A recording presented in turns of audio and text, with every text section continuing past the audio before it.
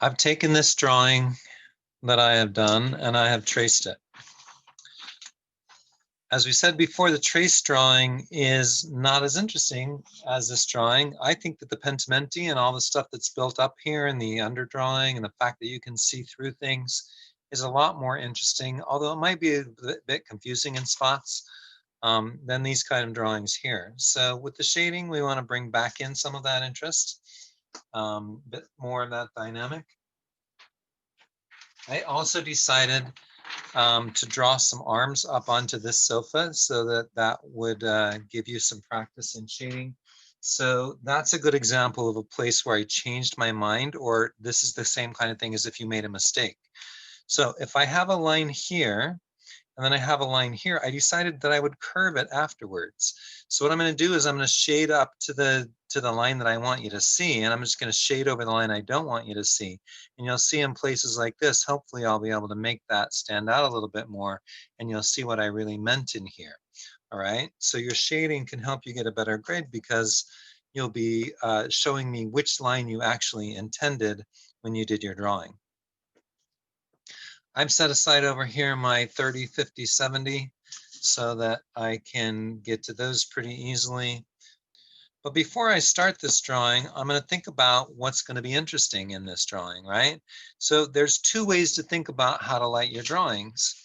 One is based on the light sources that you see in the picture. So if I have a lamp hung in the middle, it may be that I want to light this furniture from this direction, and I want to light furniture over in this part of the room from that direction, right? So my light's going to change depending on where it's hung.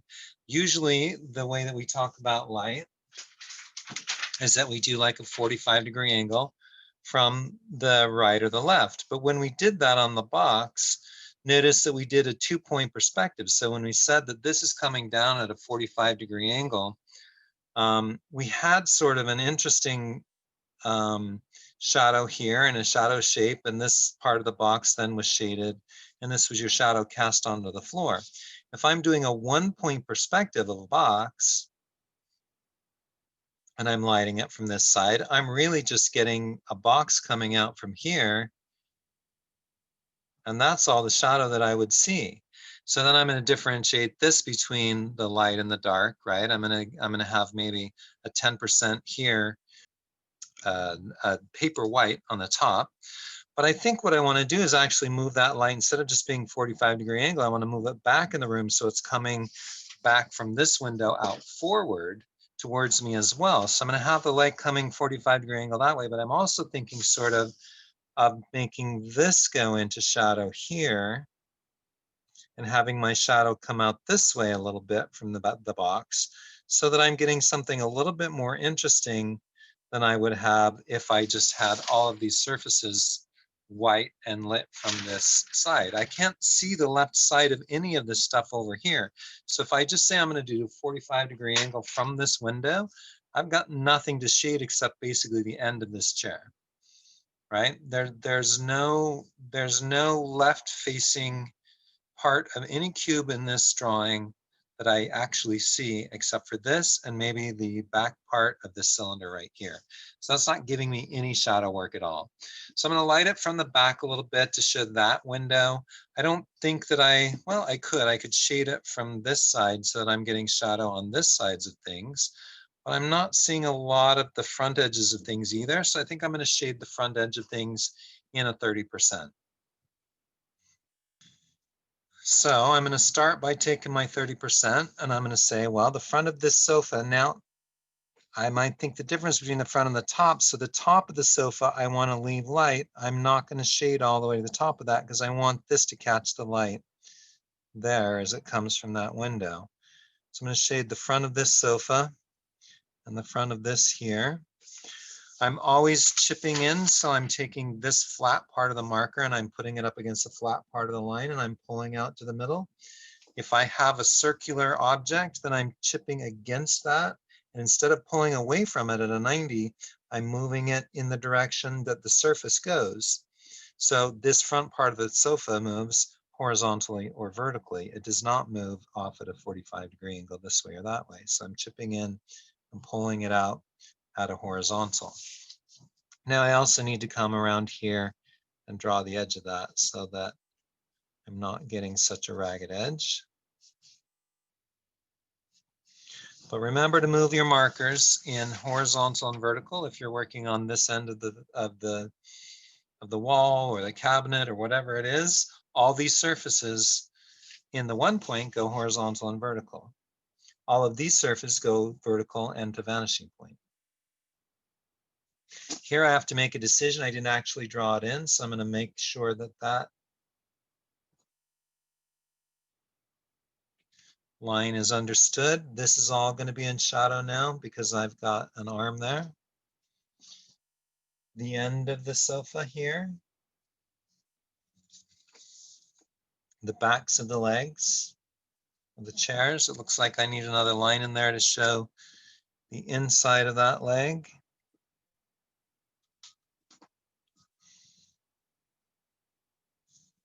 So I'm basically creating a dimensional understanding here. If on the floor I want to make a notation to myself that I'm going away from the light in that direction, I might stroke out a little bit there. I want to shade under the floor. I'm not worried about these legs. These are hairpin legs. These legs I might want to shade, but here I'm going to go all the way to the floor with my shadow in there. And I could even cast a little bit in front of that coming out towards me into the room this way. Not thinking about the table right now, I'm thinking about the sofa and what I'm seeing back behind there. I probably would see this table, that ellipse should probably be drawn in like that back there. So I probably want to protect that and keep that catching a little bit of light out there. I'm going to get the point in here and I'm going to shade this side of the table, just that very narrow thing that I drew right there. And I'm going to shade the backs of these guys here. This is a cylinder. So a cylinder moves away from the light with a line along here between light and dark. So I'm going to make all of this in shadow. And this I decided, I said I wanted to curve the back of that sofa, so I'm going to shade that too. Here I'm going to come along here and up to there. And here I actually want to cast a shadow out onto my sofa. So I'm moving towards vanishing point to cast a shadow here. And then here I'm just connecting dot to dot. I'm going from where this shadow connects there down to this to get that shadow cast down there. I probably should put a pillow or two into this drawing so that you guys can see how that might be treated.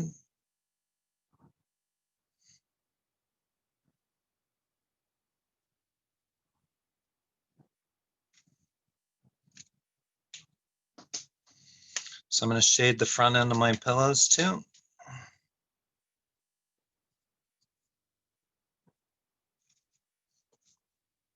I'm going to shade the back end of these chairs. I'm going to shade the whole thing here, moving vertically and moving in the C shape, which reinforces this back chair line along there. Here, I want to keep this lighter and I want to have a shadow moving right up here and across this way.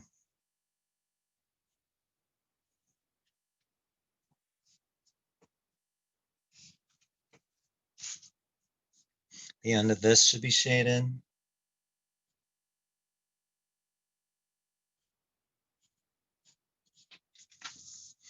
And this 30% marker doesn't have a lot of juice in it. I think I'm kind of running dry. Maybe I want to shade out here a little bit to show that that counter is coming, going to be shaded out there into the kitchen a little bit. The end of this, I want to get some shadow. I need to get a better 30%. Hold on. I think these are actually cool gray markers, so that's maybe going to mess with my system, but let's see.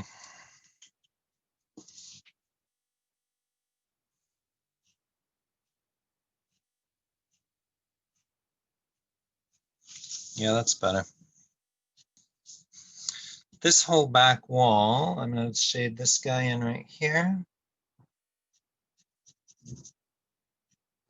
Shade the end of this.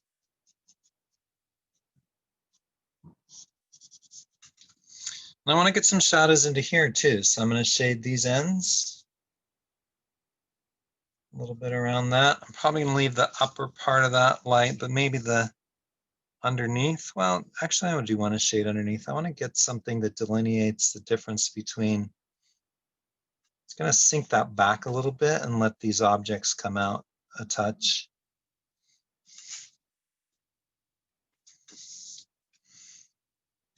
Shading sometimes is a lot of experience and nuance and arbitrary decisions. Stroking a little bit of shadow into the curtains there. But I think I want to shade all the front of these guys because they're going to drop down into shadow, and the whole front of this fireplace needs to drop back. And that's going to pop out this edge of my sofa here.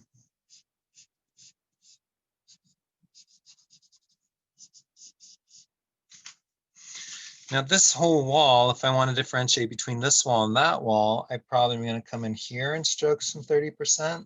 Maybe I'm going to do a long and a medium and a short because I don't really want to do the whole wall. I could do the whole wall.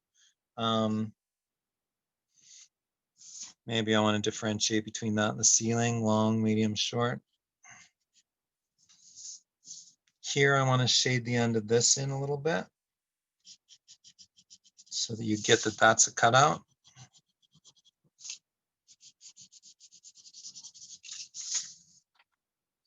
That's starting to give some dimensionality to this drawing. I want to take these boards here, and since I'm shading from this direction, I'm going to shade the end of this. I'm going to shade this side of this one.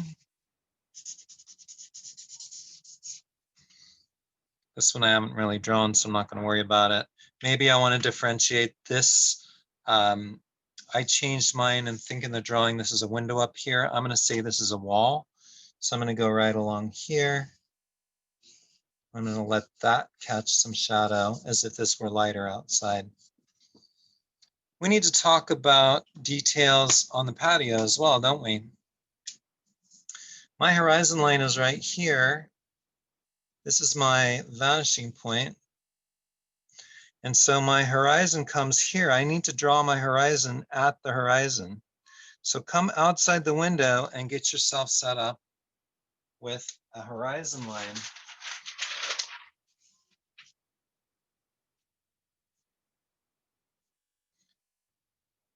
That is the horizon line, right? You want to keep it the same. So if you want to draw the mountains as it shows out there in the example, and you want to put something up there, whatever you want to do is just fine, but make sure that you're sort of, I mean, they may overlap here or whatever, but you want to bring them up to this horizon line. So they're fairly close to that and you understand where your horizon line is.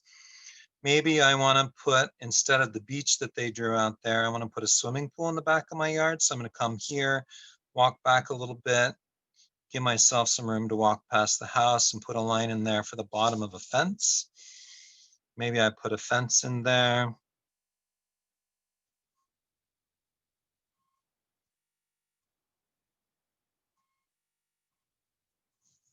And some trees behind it, or some bushy kind of things that I might imagine happen back in there, right? Then if I put a swimming pool out here, I'm going to make this horizontal. I'm going to make this go towards vanishing point. Right? So that if I put, say, a little ladder here that goes down into the pool,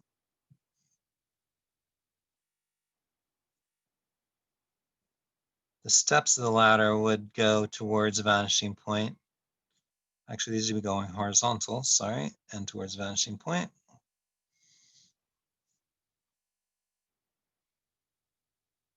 But these things should be lining up.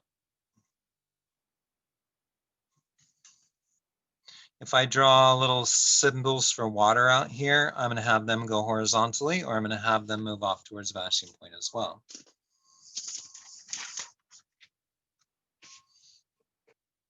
When I draw plants, I keep them very vague. Even with my markers, I keep them vague because I don't want them to be the main focal point. If I'm going to put a chair out here, I want to figure out where 3 feet high is. So I might walk that from here back to there and all that kind of thing. I'm probably just going to fake it right here. And this gate, this fence is going to be probably about 4 or 5 feet. And so my chair, my lounge chair out there is going to do something like this, I think.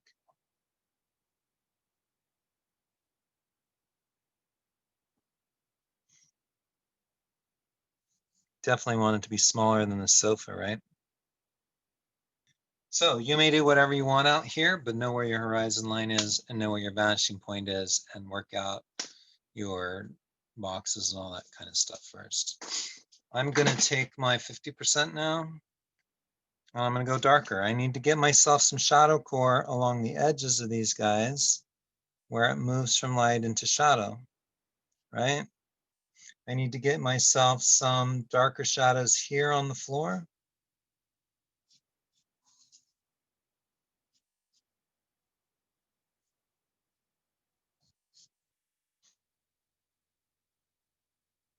And then I probably need to take my 30 and blend them in.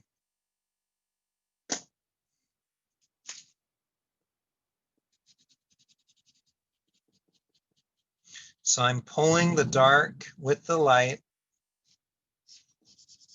towards the light area, so I'm getting a bit of a darkness. But if I take my 50 now, I can be much more brave because I know where I'm going with it. And give me some edges. And create a shadow core right here and leave a little bit of light right there. I have shadow core happening here and here.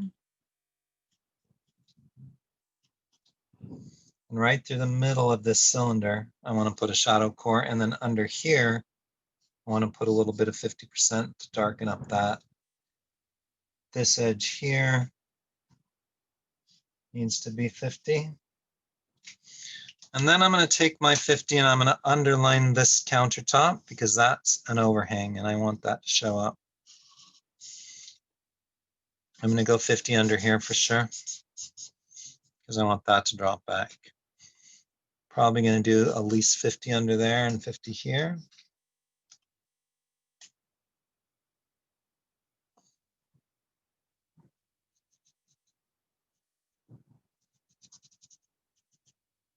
Punch these guys back just a bit.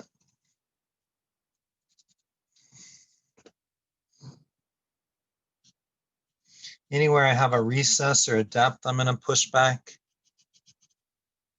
my drawing so I get darkness back behind there. I think I'm going to come back out here with my 30.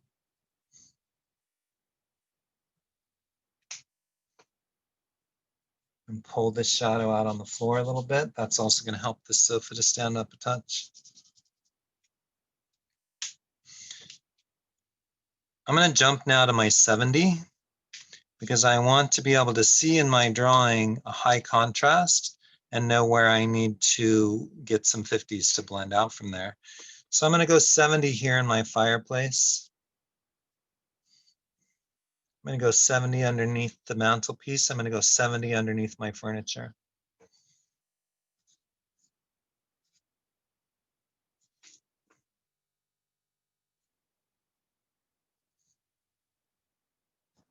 I'm going to put a 70 there, 70 down here.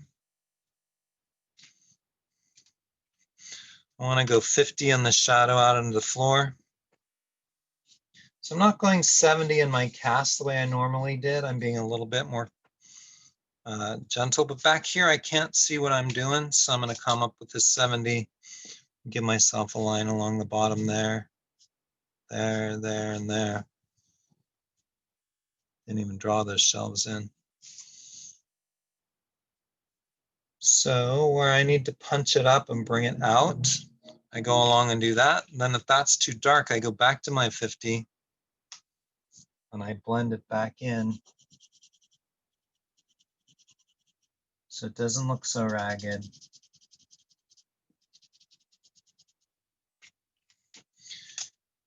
And these markers are also not working really well, so that's not making me very happy.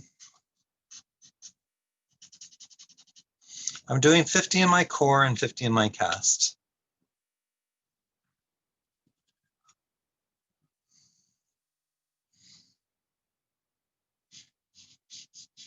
Trying to pop out and get a little bit of differentiation here and there. I'm going to do 50 on either side of my curtains. Sort of make them stand up on the inside as if the light's coming through the window.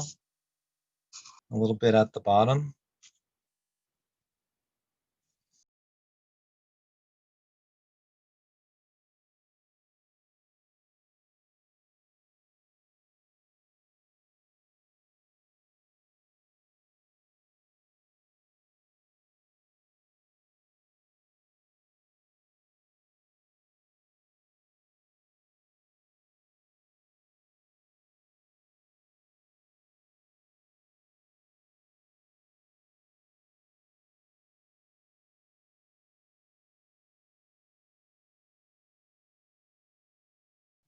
At the end of my shading experiment, I'm going to go, I want to treat this pillow before I say I'm at the end.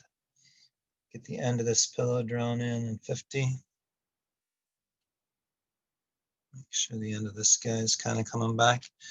I have a spot here where I've made a mistake and it's not really coming out. You guys got a white pencil? You can't do too much of this, but every once in a while, you're going to come in and put a little bit of white to repair a problem. It's going to look like makeup on a bruise. It's not a really good solution, but it may clean up your edges just a little bit. This pen, then, I'm going to come back in there. I'm going to do a really great drawing to show what I meant and be really specific about that so that people can see that stand up a little better. This fruit bowl here is standing out as something that doesn't really belong in the room. So I'm going to take my 30. I'm going to shade this side of it. I'm going to cast a little shadow under the countertop. I'm going to come in and give those fruits a little bit of a C shape on the left-hand side so that they look like they're being shaded. Maybe punch some shadow into the bowl, into there as well. Right?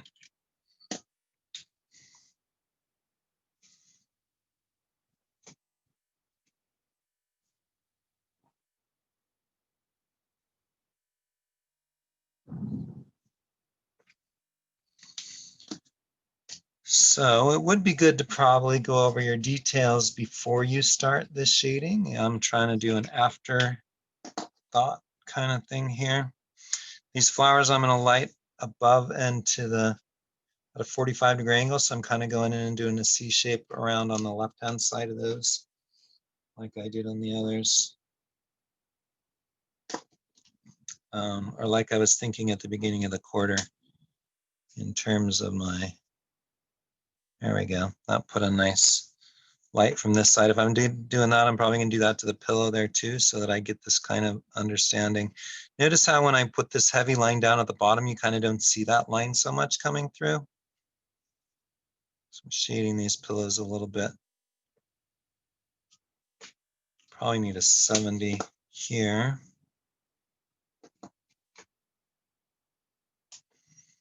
To make these lines pop a little bit. Yeah, that's better. In here, I don't have any details, so I kind of want to go in there and draw some books and a bookend and get my shelves lined up really well and make sure that these are drawn correctly and beautifully so that I can get an A on my final. Here I'm going to put a little stereo. You know, they're all supposed to look like Alexa now, right? These, I think I decided to put cabinets here on the bottom.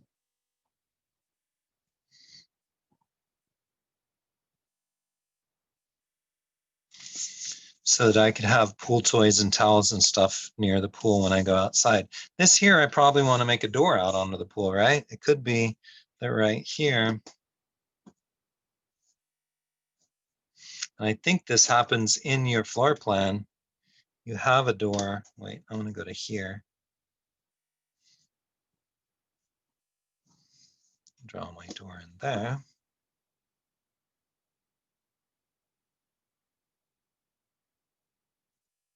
So you can have doors that would open onto your, where's my 3-foot height? Here at the window, out from my vanishing point. So I'm going to put my handles here at 3.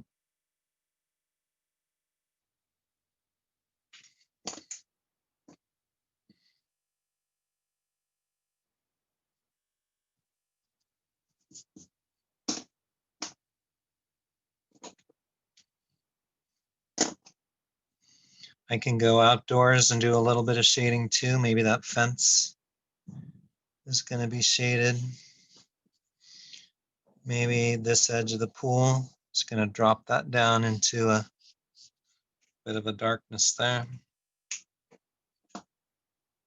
Maybe I want to go into those trees a bit and shade them on the left and the bottom just a touch, or maybe these are mountains and I want to shade them like this. So I'm getting a little bit of something on the left, but I'm not going to do too much detail out there. A little shadow for this on the ground, that'd be nice, wouldn't it?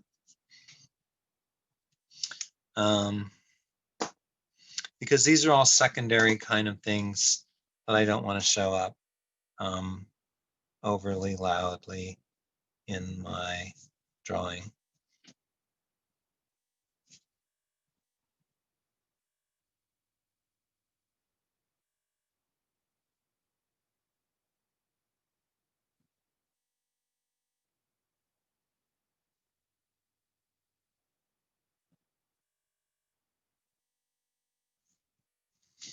The mirror, I want to do a 30 and a 50 into that so I get some streakiness in there.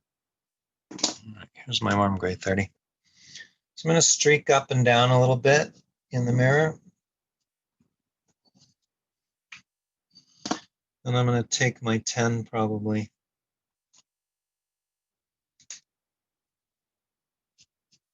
Streak a little bit in there so I get sort of a mirror-like surface.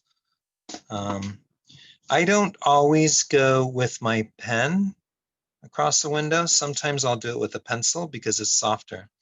And that kind of helps too. I'm going to do window lines over here. So it looks like you're seeing this all through a window. Over here, if I want to indicate wood, I'm going to do that with a pencil because I can do a much lighter touch over here. So those details that we had drawn in ink are a little bit much. You know, sometimes you get like this really heavy line going on here, and this becomes like a zebra stripe and it just calls out too much. If that happens, then you can always take your kneaded eraser and you can tap on top of that if you've done it in pencil, and it'll lighten up your line quality so that you get something that's not so loud and not so attention drawing. Just do a little bit of that wood here and there if you want wood on this. And marble here would be done with a little bit of a crackly kind of thing across here. If it looks weird and it's too much, then tap it down. Just lighten it up.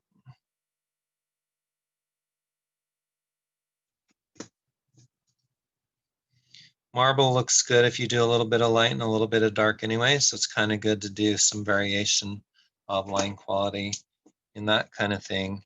And so I get some lights and I get some darks in terms of veins when I'm doing a marble top kind of table. This plant would sit here better if it had a shadow.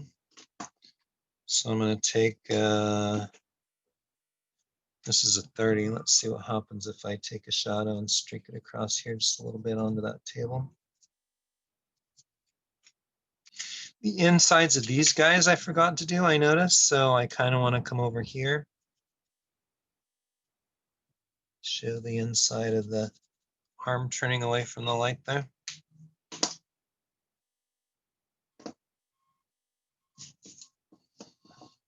I want this to be concrete in the back, so I'm going to go in here and I'm going to stipple a little bit. Make sure that your stippling sort of collects at the corners and it doesn't come too grid-like. If I stipple in a grid like this, then that looks really rigid and weird. So I have to go in and I have to sort of diversify and do a little bit more randomly kind of stippling around and about in there to make that look a little bit more like concrete. There's a carpet in here, I believe, coming out like this. So it could be that I want to go along and put, especially into my shadows, some stippling and some lines for carpet.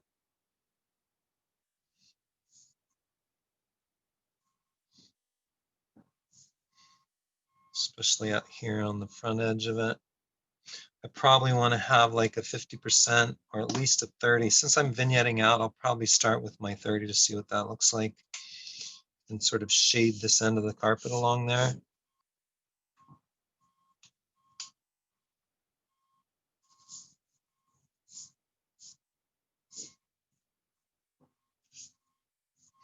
I like bringing that out from under the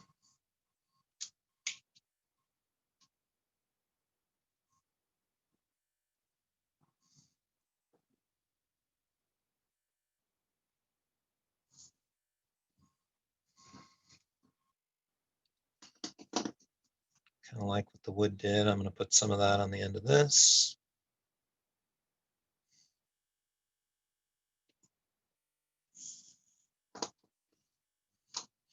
I'm sure there's other things I'll see in there that I want to do as I go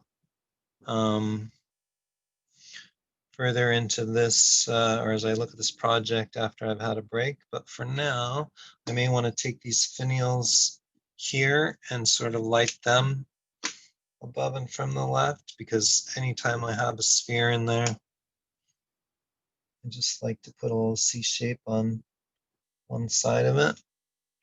Maybe I want to put a line right underneath the finial on above the window.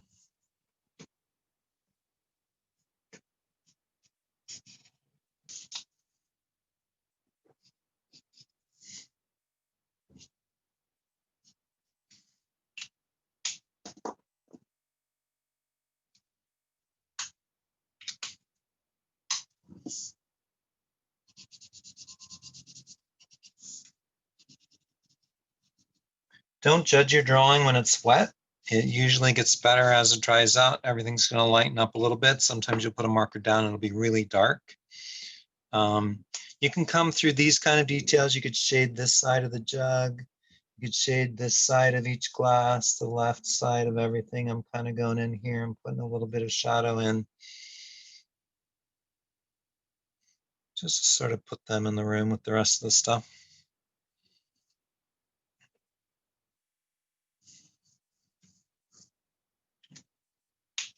I feel like I want to differentiate the tops of those from the wall, so I'm going to put a little stroke here and here and sort of brush that up